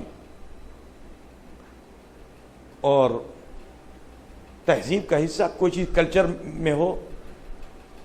اب آپ کے وہاں کیا کلچر ہے مجھے تو نہیں معلوم، ہے تو آج پہلی بار آپ کے بیچ آیا ہوں، لیکن ہمارے وہاں ہندوستان میں ایک تہذیب یہ ہے کہ سنی پہچانا کیسے جاتا ہے، اس کے ہاتھ میں جو ہے غریب نواز کے آستانے کا ڈورا بندھا ہوا، ٹھیک ہے، لیکن یہ سبحان اللہ کہنے والی بات نہیں ہے کیونکہ یہ شریعت کے خلاف ہے، ٹھیک ہے بھائی، اگر آپ کے وہاں ایسا ہوتا ہو تو اس کو ضرور الگ کر لیجئے۔ گلے میں پہننا اچھی بات ہے لیکن ہاتھ میں پہننا اچھی بات نہیں ہے۔ تو ہندوستان میں، کیونکہ ہندوستان میں کافر ہے، اس کے ہاتھ میں بندھا ہوا ہوتا ہے، مسلمان بھی باندھے، اب بتائیے کیسے آپ سمجھیں گے کہ مسلمان ہے نا؟ من تشبہ بقوم فہو منہم، جو کسی قوم سے مشابہت کرتا ہے وہ انہی میں سے ہو جاتا ہے۔ تو ہاتھ میں نہیں باندھنا چاہیے، گلے میں باندھنا چاہیے، ٹھیک۔ اب میں نے دیکھا کہ لوگ انگوٹھی پہننے پہ آتے ہیں تو اب انگوٹھی 10 انگوٹھی پہن ڈالتے ہیں، بولیے کیا ضرورت ہے؟ اب مجھے نہیں معلوم کہ پڑوسی میرا کتنی انگوٹھی پہنے ہوئے ہیں، لوگ اشارہ کر رہے ہیں، بہرحال بات آ گئی ہے۔ ایک انگوٹھی پہننی چاہیے اور وہ بھی ایک نگ کی، بغیر نگ کی نہیں پہننی چاہیے، بغیر نگ کی انگوٹھی نہیں پہننی چاہیے، ایک انگوٹھی پہننی چاہیے 4.5 ماشے کی، یہی مسلمان پہ مرد ہے تو اس پر جائے 4.5 ماشے کی ایک انگوٹھی ایک نگ، اگر 2 نگ بھی لگا ہوا ہے تو وہ انگوٹھی جائز نہیں پہننا، ٹھیک ہے۔ طبیعت کے کام مت کرو، شریعت کے کام کرو۔ یہ چھوٹی چھوٹی باتیں ہیں جو میں نے آپ کے سامنے رکھی ہیں میرے عزیز۔ حضرت معاذ رضی اللہ تعالیٰ عنہ ہیں، عادت کے مطابق، کیونکہ کلچر میں یہ بات تھی، عادت کے مطابق کسی عورت سے ان کا معاملہ ہو گیا، حالت زنا ہی میں تھے کہ اچانک خیال آ گیا، جو حضور سے سنا تھا مسجد نبوی میں، خیال آ گیا۔ جیسے ہی خیال آیا اپنی خواہشات نفسانی کو ترک کر کے کھڑے ہو گئے اور لرز گئے، کانپ گئے، رونگٹے کھڑے ہو گئے، یا اللہ یہ میں نے کیا کر دیا، یہ میں نے کیا کر دیا، اور بڑا مغموم ہوئے، بڑا افسردہ ہوئے، کیا ہوگا محشر میں میرے ساتھ رب تبارک و تعالیٰ کیا فرمائے گا، کیا حکم دے گا۔ ابھی یہ خیال دل میں آ ہی رہا تھا، مجھے کوڑے لگائے جائیں گے کہ پتھر مارا جائے گا، ہوگا کیا، سوچ ہی رہے تھے کہ اچانک دل سے آواز آئی کہ اے معاذ بے چین کیوں ہوتے ہو؟ ارے جب رؤوف مصطفیٰ تمہارے آقا ہیں تو جاتے کیوں نہیں ہو؟ ارے جاؤ جاؤ نا، اس رحیم مصطفیٰ کی بارگاہ میں جاؤ، اس رؤوف مصطفیٰ کی بارگاہ میں جاؤ اور جا کر اپنے جرم کا اقبال کر دو، اگر وہ سزا دیں گے تو بڑی سے بڑی سزا موت کی ہوگی، اور موت کے وقت اس سے بڑا انعام کیا ہوگا کہ موت آ رہی ہو اور تصویر محمد آنکھوں میں بس رہی ہو، موت آ رہی ہو، نبی کی تصویر دل میں جم رہی ہو، کہ اس سے اچھا کیا ہوگا؟ غرض کہ اسی حالت میں اللہ کے رسول کی بارگاہ میں حاضر ہو گئے۔ رسول کائنات صلی اللہ علیہ وسلم نے انہیں دیکھا، اور دیکھنے کے بعد جیسے ہی صحابی نے رسول کو دیکھا کھڑے ہو گئے، عرض کیا یا رسول اللہ میں کچھ عرض کرنا چاہتا ہوں۔ میں نے پہلے بتایا کہ نبی وہ ہے کہ جو اپنے امت کے عیبوں کو چھپانا پسند کرتے ہیں۔ جیسے ہی کھڑے ہوئے حضور نے فرمایا بیٹھ جاؤ، ابھی کچھ بولنا ہی چاہتے تھے، حضور نے فرمایا بیٹھ جاؤ، بیٹھ گئے۔ ایمان کی حرارت نے کچھ دیر تو وہ بیٹھے، مگر ایمان کی حرارت نے انہیں پھر کھڑا ہونے پہ مجبور کیا، کھڑے ہوئے، پھر عرض کیا یا رسول اللہ کچھ عرض کرنا چاہتا ہوں۔ حضور نے پھر فرمایا بیٹھ جاؤ، اللہ غفور ہے۔ دوسری مرتبہ پھر بٹھالا، تیسری مرتبہ پھر کھڑے ہوئے، نبی نے پھر بٹھالا کہ بیٹھ جاؤ، اللہ غفور ہے۔ چوتھی مرتبہ پھر وہ کھڑے ہوئے اور عرض کیا یا رسول اللہ میں آپ سے کچھ عرض کرنا چاہتا ہوں۔ جب چوتھی مرتبہ آپ نے فرمایا تو نبی نے فرمایا اچھا بتاؤ کیا کہنا چاہتے ہو؟ تو صحابی نے اپنے جرم کا اقبال کر لیا۔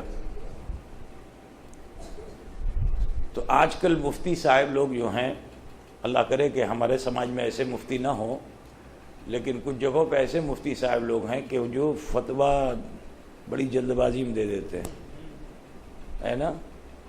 لیکن میرے رسول کی زندگی پر نظر رکھنی چاہیے۔ سرکار دو عالم صلی اللہ علیہ وسلم کے سامنے صحابی اقبال جرم کر رہے ہیں، اور حضور صحابہ سے، کیا حضور کو معلوم نہیں تھا پتہ تھا، لیکن شفقت ایسی کہ صحابہ سے اشارہ کر کے فرماتے ہیں. اگر ایسے اشارہ کیا جائے تو دنیا کا ہر آدمی کچھ سمجھے گا کہ نہیں سمجھے گا؟ ایسے ایسے کیا جائے کیا سمجھیں گے آپ لوگ بتائیے؟ بولو. اگر ایسا اشارہ کیا جائے تو اب ماریشس والے سمجھیں گے کہ نہیں سمجھیں گے؟ اور نہیں سمجھیں گے تو ان کو پھر وہیں بھیجنا پڑے گا. سمجھیں گے نا؟ سرکار نے اشارہ فرمایا صحابہ سے کہ کیا مینٹل پرابلم ہے، کچھ دماغی پرابلم ہے ان کو؟ تو صحابہ نے کہ رسول اللہ نہیں ہے، ہوش و حواس میں ہے. تو حضور نے فرمایا کہ اچھا جاؤ ان علاقے میں جا کے احوال معلوم کر کے آؤ کہ کیا جو یہ کہہ رہے وہ صحیح ہے کہ نہیں ہے. صحابہ گئے، حالات معلوم کیا، لوٹ کے آئے، یا رسول اللہ جو یہ کہہ رہے صحیح ہے.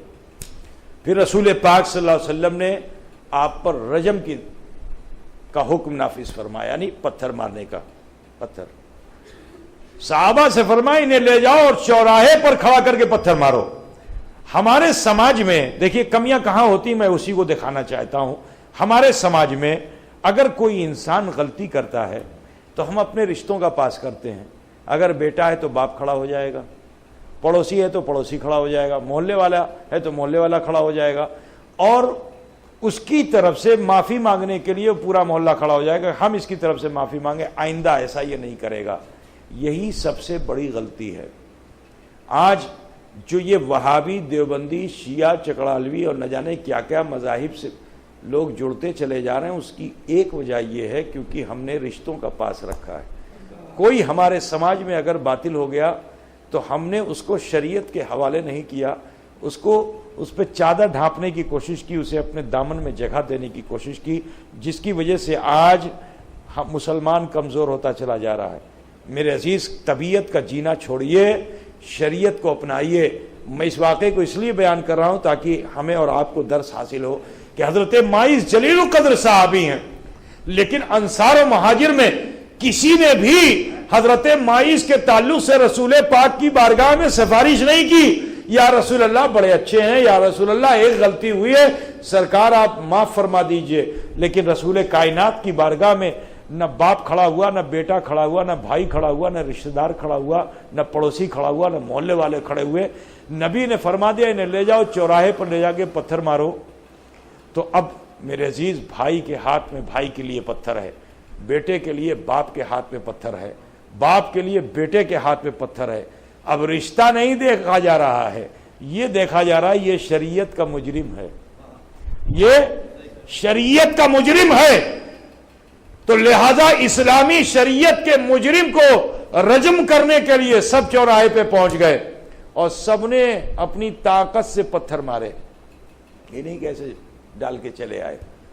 جیسی فیسلٹی آج کل جو ہے حج کے زمانے میں کر دی ہے نا، معلوم ہے نا، بہت فیسلٹی کر دی، چلے جاؤ کر دھیرے سے گرا دو.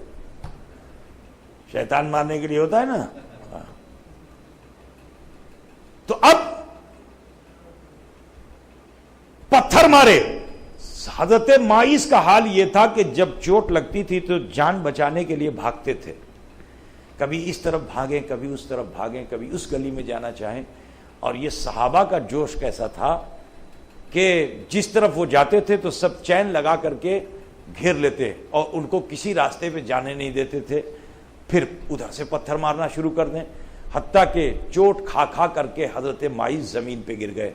اب جو زمین پہ گرے تو انتقال ہو گیا حضرت ماعز رضی اللہ تعالیٰ عنہ کا.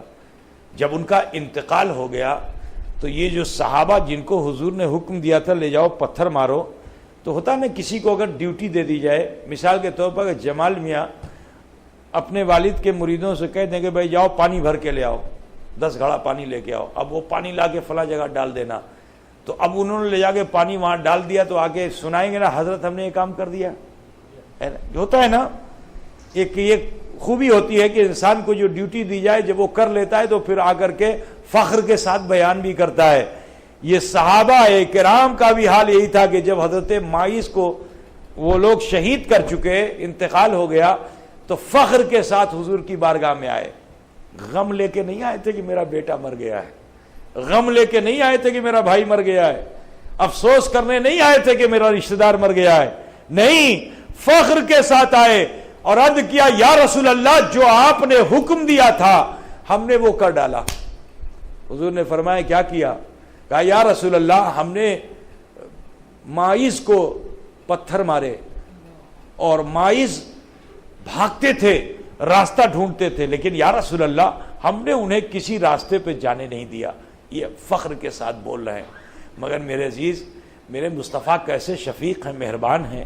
اللہ کے رسول صلی اللہ علیہ وسلم کی آنکھوں میں اشک آ گیا۔ حضرت ماعز کے وصال کی خبر جو سنی تو آنکھوں میں اشک آ گیا، اور اللہ کے رسول صلی اللہ علیہ وسلم ارشاد فرماتے ہیں کہ اے میرے صحابہ، اگر تم ماعز کو چھوڑ دیتے اور وہ جس راستے پہ چلے جاتے تو جس راستے پہ وہ جاتے اللہ اسی راستے پہ ان کے گناہوں کو معاف فرما دیتا۔ ایسے رؤوف و مصطفیٰ ہیں، ایسے شفیق مصطفیٰ ہیں۔ میرے عزیز، یہ واقعہ ہو گیا، لیکن مدینے میں چرچا تھی کہ جنت ملے گی کہ دوزخ ملے گی۔ بڑے جلیل القدر صحابی، جنت ملے گی کہ دوزخ ملے گی۔ اب یہ چرچا کرتے کرتے لوگ مسجد نبوی میں بھی آ گئے۔ جیسے کبھی کبھی آپ کے وہاں بھی کوئی محلے میں پرابلم ہوتی ہے، مسجد کی کوئی پرابلم ہوتی ہے تو سبھی لوگ آ جاتے ہیں۔ اب آئیں گے تو سب آپس میں مل کے بات چیت کرتے ہیں کہ نہیں کرتے؟ تو جب بات کرتے ہیں تو گونج ہوتی ہے، کیونکہ سبھی بولتے ہیں۔ جب سب بولتے ہیں سب گونج۔ یہی کیفیت مسجد نبوی کی بھی تھی۔ صحابہ صف لگا کے بیٹھے ہوئے ہیں اور سب ایک دوسرے سے یہی تبصرہ کر رہے ہیں، سرکار ابھی تشریف نہیں لائے ہیں حجرے سے، سبھی جنت ملے گی کہ دوزخ ملے گی، جنت ملے گی کہ دوزخ ملے گی۔ ابھی یہ چرچا ہو ہی رہی تھی کہ اللہ کے رسول صلی اللہ علیہ وسلم حجرہ مقدس سے اپنا قدم میمنۃ لزوم مسجد نبوی میں ریاض الجنہ پہ قدم رکھتے ہیں۔ جیسے ہی قدم رکھا آپ کی سماعت میں بھی یہ بات آتی ہے۔ اب جو آپ کی سماعت میں یہ بات آئی تو آپ کا مزاج بدل گیا۔ کہاں تو نماز پڑھانے جا رہے تھے، مصلی پہ جا رہے تھے، جلال کی ایسی کیفیت ہوئی کہ ممبر پہ تشریف لے گئے اور بلیغ خطبہ مرحمت فرمایا کہ اے میرے صحابہ، جن کے بارے میں تم گمان کرتے ہو کہ انہیں جنت ملے گی یا دوزخ ملے گی، تو آج میں اعلان کرتا ہوں جنت میں وہ میرے ساتھ ہوگا۔ ما آتاکم الرسول فخذوہ وما نہاکم عنہ فانتہوا، جو تمہیں رسول دیں تم اسے لے لو، اور جس چیز سے رسول منع فرما دے باز آ جاؤ۔ اے مسلمانوں، آج اس کی ضرورت ہے۔ دنیا میں مسلمان بڑھتے اور پھیلتے چلے جا رہے ہیں۔ ہندوستان میں بہت زیادہ لوگ فکر مند ہیں، کیونکہ آج ہندوستان میں جو مردم شماری کی گئی تو اس میں تعداد مسلمانوں کی کچھ بڑھ گئی۔ اب جو کچھ بڑھ گئی تو پورا ہندوستان کا سماج بے چین ہے کہ کیسے بڑھ گئی۔ تو تعداد تو ہر جگہ مسلمان کی بڑھ رہی ہے، لیکن اے عزیزو طاقت گھٹ رہی ہے۔ تعداد تو بڑھ رہی ہے مگر طاقت گھٹ رہی ہے۔ وجہ کیا ہے؟ کیونکہ ہم اپنی مرضی کے کام کر رہے ہیں، ہم اپنی مرضی کے کام کر رہے ہیں، جو چاہتے ہیں وہ کر لیتے ہیں۔ میرے عزیز، وہ صحابہ تھے کہ انہوں نے طبیعت کو چھوڑ کر شریعت اختیار کر لی تھی، تو 72 بدر میں پہنچے تھے، کامیابی نے قدم چوما تھا۔ 313 میدان بدر میں پہنچے تھے، کامیابی نے قدم چوما تھا۔ اور یہی وہ علاقہ ہے جن علاقوں سے گزرتے ہوئے مسلمان آگے بڑھے تھے۔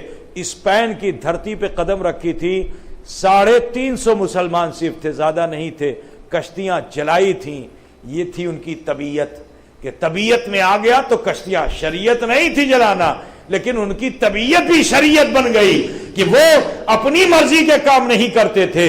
کشتیاں جلائی اس یقین کے ساتھ کہ اس زمین کو اللہ نے مومن کے لیے پاک کر دیا ہے، کوئی زمین کسی کی نہیں، مومن جہاں جائے گا وہ مومن کی زمین ہوتی ہے، وہ مومن کی جگہ ہوتی ہے۔ تو ان 350 مسلمانوں نے اسپین کی دھرتی پر 850 سال تک حکومت کی تھی۔ میرے عزیز، یہ تو جماعت کا معاملہ تھا۔ آج بڑی بڑی جماعتیں آتی ہیں، کام کچھ نہیں ہوتا، لیکن وہ 350 مسلمان ایسے تھے کہ ایسی جماعت تھی کہ جو طبیعت کے دال گوشت نہیں کھاتے تھے، بھوکے رہتے تھے، پیاسے رہتے تھے، لیکن دین کے لیے اپنے لہو کو بہاتے تھے۔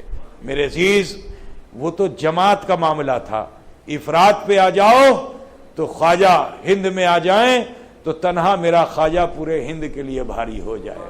برادران ملت اسلامیہ، تو کہنا یہی ہے کہ صاحب طبیعت مت بنو، صاحب شریعت بنو۔ اللہ کا شکر ہے کہ آپ کے اس ملک کے اندر امن و امان کے ساتھ آپ جی رہے ہو، ضرورت ہے کہ شریعت کی پابندی کیجئے، خوف خدا رکھیے، اپنی مسجدوں کو آباد کیجئے اور کام وہ کیجئے کہ جس کو کرنے کا اللہ اس کے رسول نے حکم عطا فرمایا ہے۔ برادران اسلام، ورنہ قیامت بہت قریب ہے، کسی لمحہ بھی آ سکتی ہے۔ یہ مت سمجھیے کہ ابھی تو بہت دن باقی ہیں، قیامت کبھی بھی آ سکتی ہے، ٹھیک ہے؟ آثار قیامت ظاہر ہو چکے ہیں، کبھی بھی آ سکتی ہے۔ آپ دیکھ رہے ہو کہیں زلزلے آتے ہیں، کہیں طوفان، کہیں سونامی کی لہریں، یہ اٹھ رہی ہیں کس لیے؟ اسی لیے اٹھ رہی ہیں تاکہ جو مسلمان ہے صاحب طبیعت بنا ہوا ہے صاحب شریعت ہو جائے، اللہ سے ڈر جائے۔ لیکن افسوس ہے کہ مسلمان تھوڑی دیر کے لیے تو کہتا ہے، جیسا کہ قرآن میں ہے کہ اذا زلزلت الارض زلزالها واخرجت الارض اثقالها وقال الانسان ما لها۔ میرے عزیز، بس ایک جھٹکے میں بولتے ہو ارے یہ کیا ہو گیا، اور اس کے بعد پھر آپ اپنی عادتوں میں مصروف ہو جاتے ہو۔ نکلو یہاں سے، ڈرو اپنے رب سے، خوف خدا پیدا کرو، ورنہ جس روز قیامت آئے گی نا تو کوئی کسی کا پرسان حال نہیں ہوگا۔ حدیث شریف میں آیا ہے کوئی کسی کا مددگار نہیں ہوگا۔ حدیث شریف میں آیا ہے کہ ماں اپنے بچے کو گود میں لے کر رکھے گی، دودھ پلا رہی ہوگی، اور اتنی جلدی سے قیامت آئے گی کہ بچہ اپنے ماں کے پستان سے منہ کو ہٹا بھی نہیں پائے گا اور قیامت آ جائے گی۔ اپنے بچے کو بے دردی کے ساتھ ماں پھینک کے اپنی جان بچانا چاہے گی، مگر اس کی بھی جان نہیں بچے گی۔ میرے عزیز، ہمیں تمہیں سب کو پل صراط سے گزرنا ہے، اور جانتے ہیں آپ حدیث شریف میں آیا یہ ہے کہ رسول کائنات صلی اللہ علیہ وسلم ارشاد فرماتے ہیں کہ اس پل صراط سے گزرنے والے لوگ جو پل صراط سے گزریں گے تو کچھ ایسے ہوں گے، اس طرح گزریں گے جیسے آسمان میں بجلیاں چمکتی ہیں، ایسے گزر جائیں گے۔ اس پل صراط سے گزرنے والے لوگ کچھ ایسے ہوں گے کہ جو آندھی طوفان کی طرح گزر جائیں گے۔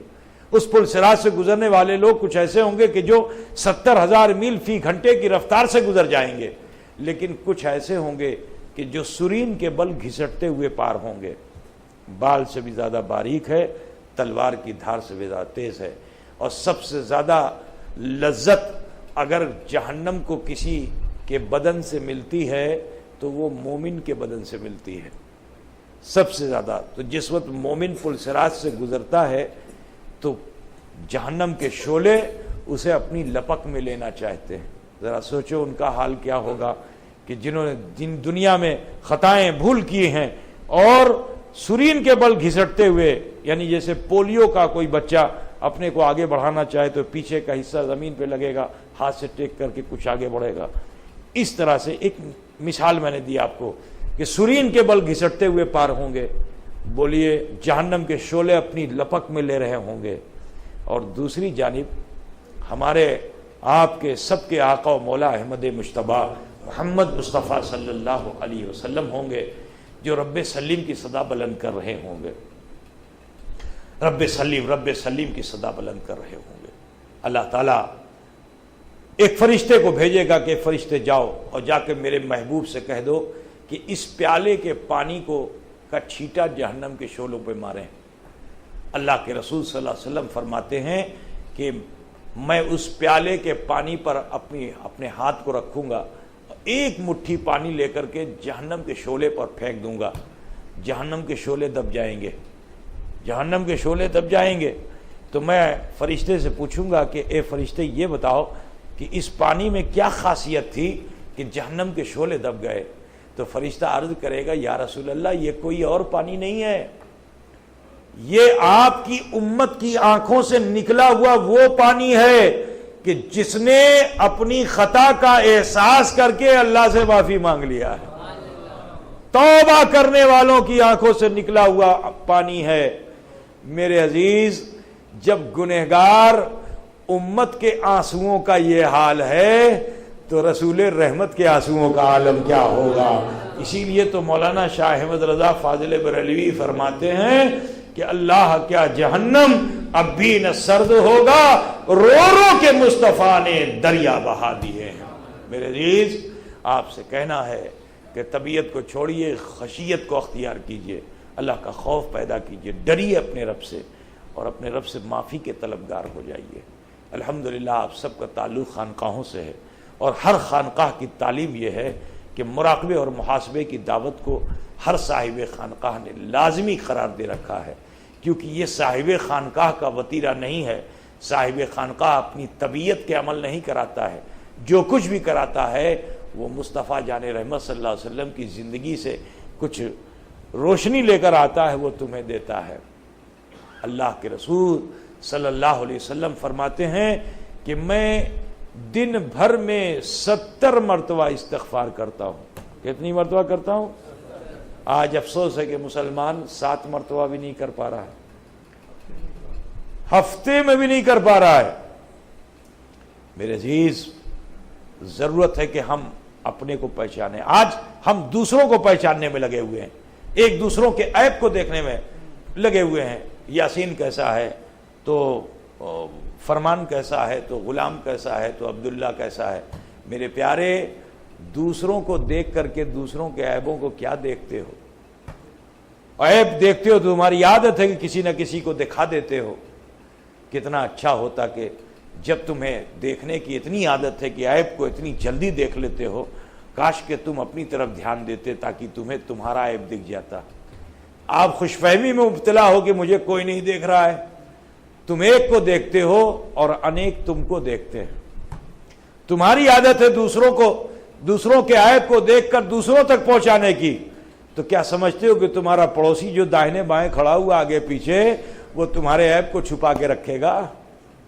میرے عزیز، اسی کو سمجھنا ہوگا ہمیں اور آپ کو کہ ہم دوسروں کے عیب کو بیان کرنے میں لگے ہوئے ہیں اور دوسرا ہمارے عیب کو بیان کرنے میں لگا ہوا ہے۔ اسی وجہ سے آج مسلم سماج کمزور ہوتا چلا جا رہا ہے۔ مولا علی کے فرمان پہ آ جاؤ، من عرف نفسہ فقد عرف ربہ، کہ جس نے اپنے نفس کو پہچان لیا اس نے اپنے رب کو پہچان لیا۔ میرے عزیز، آج میں چاہتا ہوں کہ مسجد کا نام کیا ہے؟ قدیمی ہے، قدیمی اولڈ، ہاں قدیمی مسجد۔ اللہ کرے کہ یہ قدیمی دعوت قدیمی مسجد میں ہمیں اور آپ کو حاصل ہو اور ہم اس کی تجدید کریں، توبہ کی تجدید کریں۔ مسجد قدیم ہے لیکن توبہ جدید کریں۔ سمجھ رہے ہیں آپ؟ جدید کا مطلب سمجھ رہے ہیں نا؟ نئی توبہ کریں، نوو توبہ کریں۔ آج ضرورت ہے قدیم مسجد میں نوو توبہ کرو۔ میرے عزیز، آپ سمجھ گئے نا آپ لوگ؟ مجھے تھوڑا سا یہ خیال ہوتا ہے کہ میں ماریشس میں آپ کی جو بھاشا ہے وہ کیا بھاشا ہے؟ کریو، اس کو بولنے میں بھی ہم کو وقت لگے گا۔ نہیں، اسی کو کریولو کو بولنے میں، لیو کی لو، کریو، ہندی میں کہتے ہیں کریا، ہے نا؟ تو ہے نا، تو کریا سے کریول، تو اس کریا کے کریول کو سمجھنے میں ہم کو کچھ وقت لگے گا۔ بہرحال دعا کرتے ہیں کہ اللہ ہمیں آپ کو ایک دوسرے کو سمجھنے اور سمجھانے کی مولا توفیق عطا فرمائے۔ آخری بات یہ ہے کہ آؤ ہم سب مل کر کے اس قدیمی مسجد میں تجدید توبہ کریں، ہے نا؟ اپنے توبہ کو لوٹائیں اور بار بار لوٹانے کا عہد کریں۔ یہ نہیں کہ آج کر لیا اور پھر ہو گیا، نہیں، اس نیت کے ساتھ ہم مراقبہ کریں۔ خانقاہ کی تعلیم ہے، محاسبہ کریں۔ اس کے لیے ہمیں چاہیے کہ دو زانو ہم بیٹھیں، جیسے نماز میں بیٹھتے ہیں، دو زانو بیٹھ جائیں اور تھوڑی دیر کے لیے، جو لوگ معذور ہیں ان کے لیے نہیں، وہ اپنی جگہ پہ بیٹھے رہیں، جو معذور نہیں ہیں وہ تھوڑی دیر کے لیے بیٹھ جائیں زمین پر اور دو زانو بیٹھیں۔ آداب خانقاہی میں ہی سارا معاملہ ہے۔ اللہ کرے کہ ہم بزرگوں کے طریقوں کو سمجھیں اور اس پہ عمل کریں۔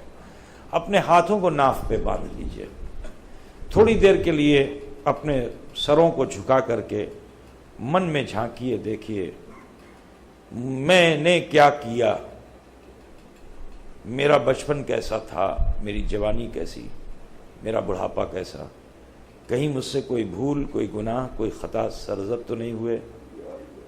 اے عزیز، اگر نظر آئے اپنے جرم و خطا گناہ، اسے اکٹھا کر کے خدائے وحدہ لا شریک کی بارگاہ میں پیش کر دیجئے۔ انشاءاللہ تعالی پہاڑ کے بوجھ کے برابر بھی اگر گناہ ہوں گے اللہ اسے معاف فرما دے گا، سمندر کے جھاگ کے برابر بھی اگر گناہ ہوں گے اللہ اسے معاف فرما دے گا۔ آئیے ہم اور آپ مل کر مراقبہ کریں اور اپنے نفس سے محاسبہ کریں۔ بسم اللہ الرحمن الرحیم۔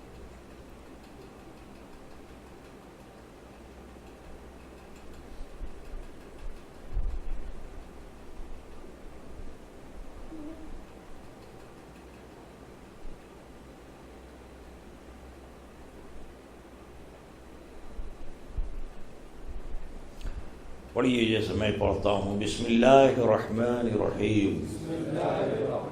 لا الہ الا اللہ محمد رسول اللہ، اللہ ہی معبود ہے، محمد رسول اللہ صلی اللہ علیہ وسلم اللہ کے سچے رسول ہیں۔ استغفر اللہ ربی من کل ذنب واتوب الیہ۔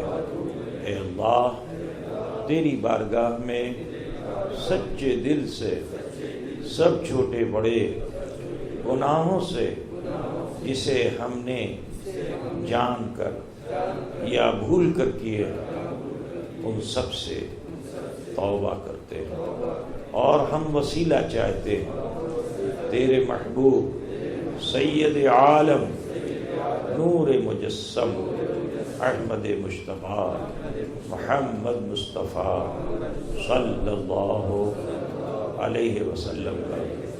اس مختصر سے وقت میں اللہ کریم نے ہم سب پہ فضل فرمایا کہ ہم نے کلمہ شریف پڑھا اور استغفار کیا۔ حدیث شریف میں آیا ہے ایک شامی شریف میں ہے کہ ایک مرتبہ کلمہ شریف پڑھنے سے اللہ تعالیٰ 3000 گناہوں کو معاف فرما دیتا ہے اور 3000 نیکیاں نامہ اعمال میں درج فرما دیتا ہے۔ لہٰذا عزیزو ذاکر بنو۔ آج اسی کی کمی ہے، ہم سب کچھ کر لیتے ہیں، ذکر اللہ کی غفلت ہے، اللہ کے ذکر سے ہم غافل ہیں۔ یہی وجہ ہے کہ آپ بے چین ہو، آپ کے گھر میں عورتیں مرد بچے جوان بوڑھے سبھی بے چین ہیں، اور گنڈے تعویذ کی طرف آپ لگ گئے ہو، ہے نا بھائی میرے؟ تو ضرورت اس چیز کی ہے کہ اس سے اوپر نکلنے کی کوشش۔ دل بے قرار ہوتا ہے آدمی، پھر چاہے گا کیسے سکون ملے، پورا قرآن لٹکا لو گے سکون نہیں ملے گا، کیونکہ فرمایا گیا الا بذکر اللہ تطمئن القلوب، ہوشیار ہو جاؤ، اللہ ہی کے ذکر سے قلوب کو اطمینان حاصل ہوتا ہے۔ آپ قرآن لٹکائے ہوئے اللہ کا ذکر نہ کرو، بولیے سکون ملے گا؟ تعویذ کی گٹھر لگا کے رکھ لو گلے میں، فائدہ ملے گا، لیکن خود تعویذ بننے کی کوشش کرو، ضرور فائدہ ملے گا، ہے نا میرے بھائی؟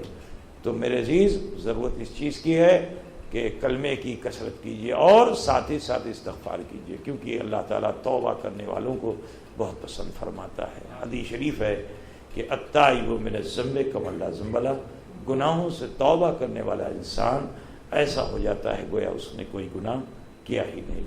اللہ کا شکر ہے، اس کا احسان ہے، پروردگار نے ہمیں یہ موقع عطا فرمایا۔ اس وقت آپ ایسے ہو چکے ہو جیسے ماں کے پیٹ سے پیدا ہونے والا بچہ ہوتا ہے۔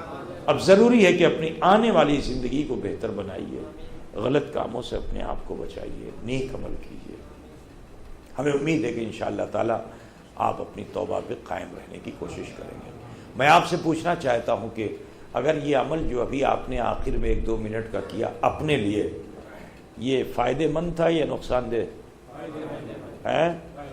تو جو چیز فائدے کی ہوتی ہے آپ اسے لیتے ہیں، تو کتنے لوگوں نے اسے پسند کیا ہے، اسے لے لینا چاہیے؟ سبھی نے ماشاءاللہ۔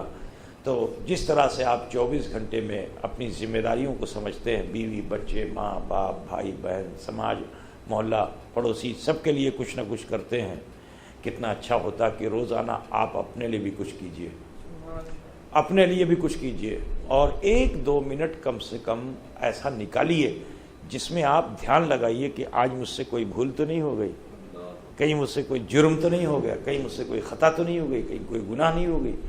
اگر ہو گئی تو تلاش کر لو۔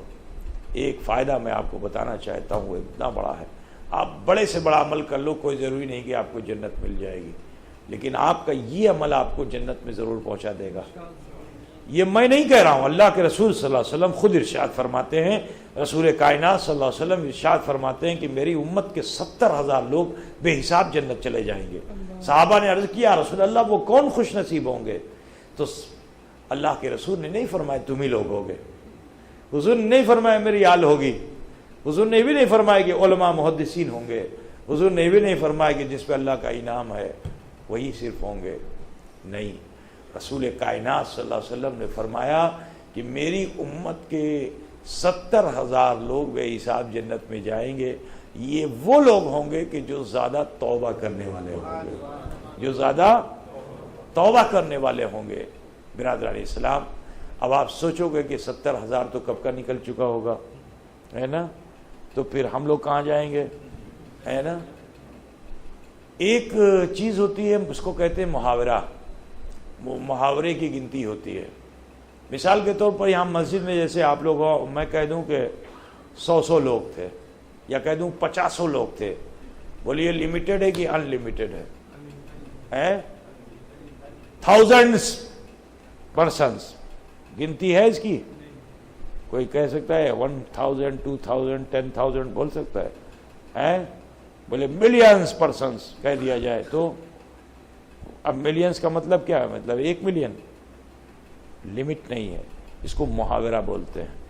محاورے کی گنتی جو ہوتی ہے وہ لمیٹڈ نہیں ہوتی ہے۔ عربی زبان میں جب آپ حدیث کے تعلق سے علماء سے آپ نے سنا ہوگا کہ یہ نیکی کرو گے تو آپ کو 10 نیکی ملے گی، یہ کام کرو گے تو 30 نیکی ملے گی، یہ 70 نیکی ملے گی، 700 نیکی ملے گی، 7,000 نیکی ملے گی۔ سب سے بڑی گنتی محاورے کی عربی زبان میں 70,000 ہے۔ کتنا ہے؟ 70,000 ہے۔ اور رسول پاک صلی اللہ علیہ وسلم نے اسی 70,000 کی گنتی کو اپنے بیان میں حدیث میں شامل فرما لیا۔ تو عزیزو مجھے کہہ لینے دو کہ یہ انلیمیٹڈ پرسنس کے لیے یہ 70,000 کافی ہے۔ جو استغفار کرتا چلا جائے گا قیامت تک انشاءاللہ وہ اسی 70,000 میں داخل ہوتا چلا جائے گا، اللہ تعالیٰ آسانی سے اسے جنت عطا فرما دے گا۔ لہذا آپ سب سے کہنا عزیزو، روزانہ کم سے کم 1-2 منٹ اپنے لیے ضرور نکالیے جس میں اپنے آپ کو پہچانیے کہ آپ نے کیا کر ڈالا۔ خدا کرے کہ ہم اپنی شناخت خود رکھیں، اپنے کو پہچاننے میں مولا ہمیں دیر نہ کرائے، جلد سے جلد ہم اپنے کو پہچان کر کے سچے مسلمان بن کر زندگی گزاریں۔ دعا کرتے ہیں کہ مولا کریم ہمیں آپ سب کو عمل خیر کی توفیق رفیق عطا فرمائے۔